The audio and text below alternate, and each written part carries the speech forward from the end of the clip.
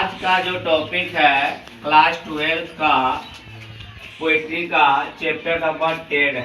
क्या है? Chapter number 10 है जो माय ग्रेट मदर है ना, house, my great mother's house, मेरी दादी जी का घर है ना। इस कहानी में यह बताया गया है कि कमला दास की दादी का जो याद होते हैं के बारे में बताया जाता है। हर एक बच्चा का है ना, जितना दादी और दादा से लगाव होता है उतना किसी से नहीं रहता है ना। हर एक दादा दादी अपने पोता या पोती से क्या करते हैं? अधिक प्यार करते हैं। तो इस कहानी में यही बताया गया है कमला दास जी के आध्यात्मिक कथा है। जो आध्यात्मिक मतलब क्या होता है? जो दिल का वर्णन करते हैं, यादें है ना। जब वो महाराष्ट्र जाते हैं, पुणे में जाते हैं, तो ये जब अपने घर आते हैं तो उन्हें क्या होता है? याद आता है। किनकी याद आता है?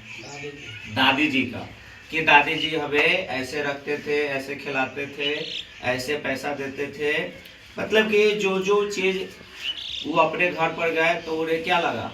दादी की सारी यादें आने लगा। किनको याद आने लगा? कमला दास है ना, कमला दास है ना, जो अपने दादी की जो कहानी है उसको याद करते हैं, बीती बातों को याद करते हैं, अपने बचपना को याद करते हैं और अपने बचपना में जाना चाहते हैं। हर आदमी को लगता है कि मेरी बचपना कितने जल्दी चल गया है ना। जैसे जैसे आदमी बढ़ता है उसी तरह क्या आता है? अपना अपना बचपना सबको याद आने लगता है।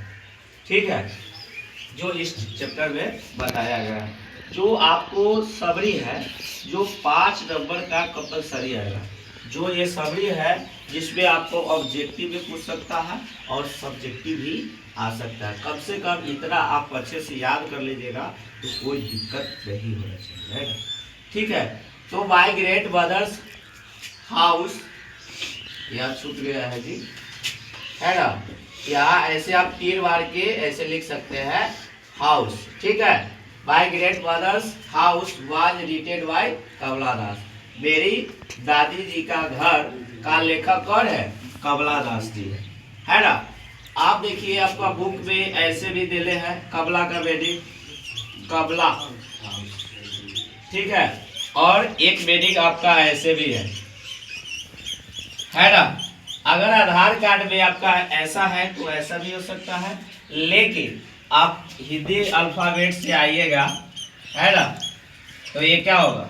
कमला, ये मीनिंग आपका सही होगा। ठीक है, अगर आपके आधार कार्ड में अगर गलत हो गया कमाला, क्या हो गया? कमाला, तो ये क्या होगा? आपका ये भी सही है। ठीक है, ये आपके जो आधार कार्ड पर डिपेंड किया जाता है और डेट ऑफ बर्थ जो सर्टिफिकेट होता है, जन्म प्रमाण पत्र, जिसमें जैसा रहता है उसी तरह आपको लिखना कंपलसरी पड़ जाता है। ठीक है, तो आप ऐसे लिख भी सकते हैं, ऐसे भी लिख सकते हैं। ये डिपेंड किस पर किया जाता है? जिस तरह आपके आधार कार्ड या डेट ऑफ बर्थ में है वैसा ही मीनिंग आपको सुधरवा लीजिए तो ठीक है, नहीं सुधरवाए तो उसी तरह आपको क्या हो जाएगा? गलत का गलत होते चला जाएगा। ठीक है, अगर सुधर गया तो अच्छी बात है, लेकिन आपका कमला का मीनिंग ये राइट है। ठीक है, अंडरस्टैंड।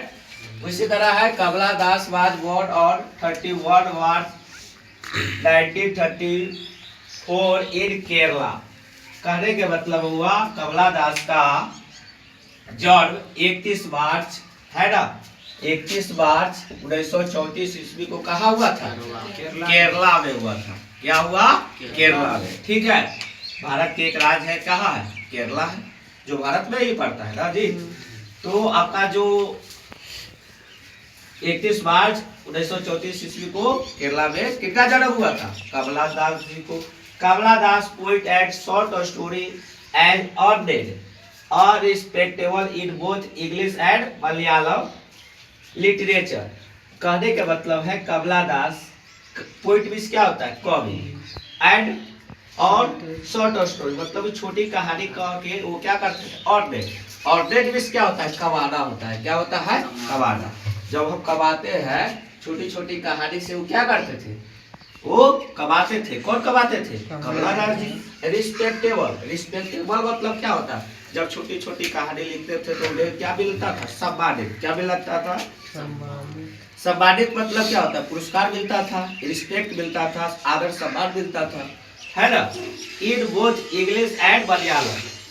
अगर जो केरला की जो भाषा है, लोकल भाषा होता है, वो मलयालम भाषा होता है। क्या होता है? मलयालम। मलयालम मतलब समझा? जो अपना बिहार है ना? अपना बिहार का जो भाषा होता है भोजपुरी होता है। भोजपुरी होता है ना, बघी होता है, मैथिली होता है ना?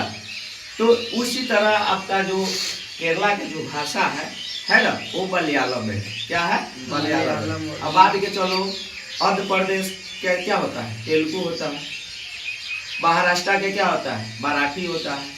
उसी तरह केरला के जो भाषा है वो क्या है? मलयालम है। मलयालम का कुछ शब्द होता है अलग अलग होता है ना? कुछ शब्द हम बोलते हैं तो उसका अर्थ अलग होता है, बिहारी में अलग होता है, भोजपुरी में अलग होता है, और मलयालम में अलग होता है, और तेलुगु में क्या होता है? अलग होता है, मराठी में भी अलग होता है। लेकिन मलयालम और तेलुगु में कुछ कुछ ऐसे शब्द होते हैं जो कुछ मिलता जुलता शब्द रहता है। ठीक है। लिटरेचर, लिटरेचर मतलब क्या होता है? पढ़ा लिखा थे। वो क्या थे? पढ़ा लिखा थे। किसमें थे? इंग्लिश और मलयालम की वे क्या थे? लिटरेचर थे। ठीक है, पढ़ा लिखा थे। इन लिटरेचर मतलब क्या होता है? अनपढ़। अनपढ़ लिख सकता है कविता? इन लिटरेचर कभी भी लिख सकता है। तो कौन लिख सकता है? लिटरेचर लिख सकता है। कौन लिख सकता है? लिटरेचर। कौन लिख सकता है? लिटरेचर, है ना? उसी तरह इन 1984 she was shortlisted for the Nobel Prize for Literature। कहने के है मतलब 1984 में। सी मतलब क्या है? वो औरत थी। कौन थी? औरत थी, यानी लेडीज थी। क्या थी? औरत या लेडीज एक ही शब्द है ना जी। कहने का मतलब है जब औरत का शब्द आता है तो उसके लिए क्या लगाते हैं? सी। और जब पुरुष जेंट्स का बोध होता है तो क्या लगाते हैं? तो उन्हें शॉर्ट लिस्टेड मतलब कि जब छोटी कहानी लिखते थे तो उन्हें क्या लिए? इनाम दिया गया था। क्या दिया गया? नोबेल प्राइज से इनाम दिया गया था। कब दिया गया था? 1984 में दिया। पूछ देगा कि कमला दास को शॉर्ट लिस्टेड के लिए इनाम कब दिया गया था? 1984 में। इससे आपको ऑब्जेक्टिव बन सकता है। कमला दास was died on 31 May 2009 in Pune, है ना? कहने का मतलब होगा कमला दास का मृत्यु 31 मई 2009 ईस्वी को पुणे में हो गई थी। क्या हो गए? हो गई थी। अगर रिस्पेक्टेबल वर्ड मानेंगे तो हो गए थे। ठीक है। Thank you for watching.